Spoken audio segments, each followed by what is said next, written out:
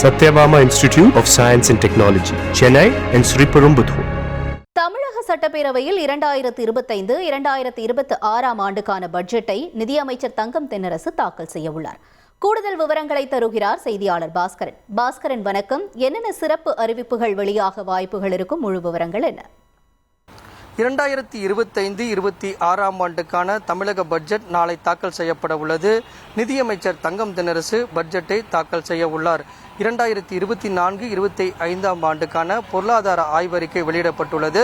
பொருளாதார ஆய்வறிக்கையில் பொருளாதார வளர்ச்சி என்பது 8% உள்ளதாக கூறப்பட்டிருக்கிறது. கடந்த பட்ஜெட்டில் தடைகளை தாண்டி வளர்ச்சியை நோக்கி என்ற லட்சணை இடம்பெற்றிருந்த நிலையில் இந்த பட்ஜெட்டில் லட்சணை என்பதும் ரூபாய் என்பதுக்கான அடையாள குறியீடு என்பதற்கு பதிலாக ரூ என்பதை தமிழை முதன்மைப்படுத்துவதற்குண்டான அறிவிப்பு என்பது தமிழக முதலமைச்சரால் தற்போது வெளியிடப்பட்டிருக்கிறது.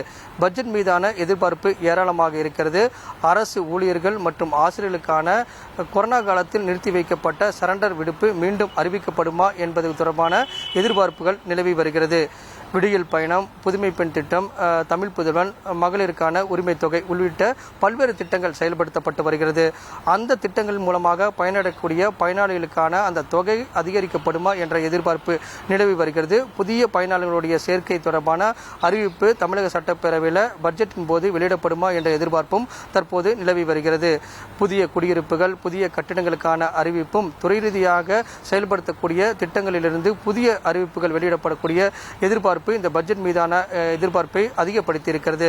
இந்த நிலையில்தான் தமிழக பட்ஜெட் நாளை தாக்கல் செய்யப்பட உள்ளது தமிழக சட்டப்பேரவையில். உங்களுடைய தகவல்களுக்கு நன்றி Bhaskaran. Satyabama Institute of Science and Technology, Chennai and Sriperumbudur.